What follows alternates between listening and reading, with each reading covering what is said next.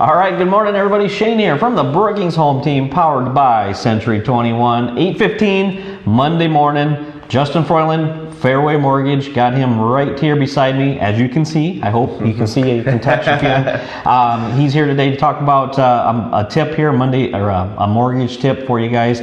Before we do that, as always, as you're jumping on here, please let us know. Give us a heart, give us a thumbs up, and please feel free to share this video with anybody else you think would be interested in viewing it. So, with that being said, Justin, what kind of tip do you have for us today? Perfect. Thank you, Shane.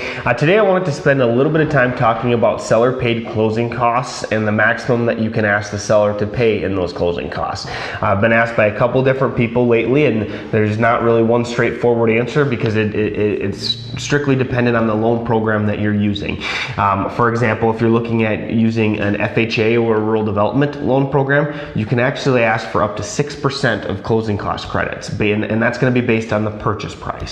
And if you're doing a VA loan, your maximum is 4%. And when you get into the conventional loans, it gets a little bit more intricate. There's it's kind of on a stepped level. So if you're putting less than 10% down, you can only ask for 3% in closing cost credits. If you're putting between 10 and 25% down, you can actually ask for 6%. And if you're putting more than 25% down, you can ask for 9% in closing cost credit. That's the conventional. And that's the conventional, correct. And then to add one more step to that, if you're purchasing an investment property, no matter how much you're putting down, you can only ask for a 2% closing cost credit. So those are the basic different percentages that you can ask for on the different loan programs. One other thing I wanted to touch base on real quickly is within the purchase agreement, that when you're working with Shane to go through and put an offer in, there's a section, it's actually called section 14 of the purchase agreement, where it references the title services closing fee. And I've had a couple people be under the misconception that is referencing paying, if you were to indicate there in the purchase agreement that you're doing 50% seller, 50% buyer.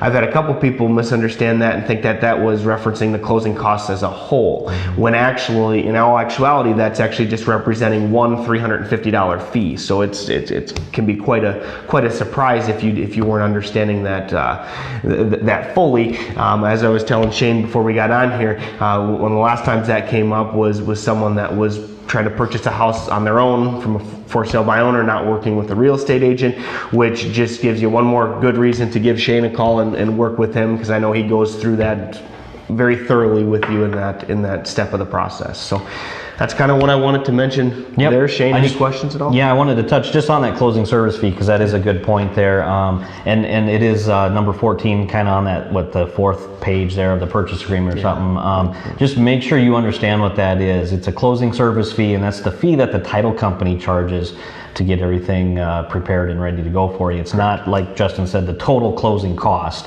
It does have closing in it, but it's a closing service fee. So make sure the agent does explain that to you. And we do have the two title companies here in town that are very similar in their fees, but still got to make sure you understand that. But correct. I keep saying I wish they would change it to be called, and some people do call it the settlement fee, which I think is a lot more clear as to what that is. But yeah, like Shane said, just make sure you're aware of that. We know there's a lot of different fees that you look at as you're going through this process, so just try to keep them all straight. But thank you, appreciate that. So that is today's Monday morning mortgage tip. We'll be back next Monday. Hopefully it's a great week for everybody. No rain. We don't need any more rain, but not too hot. Not too hot. So, and I just want a quick blurb out here to wish all the soccer teams that are coming here for the big soccer tournament good luck as you come out here. If you guys are on a team, look for me. I'll be out there most of the weekend and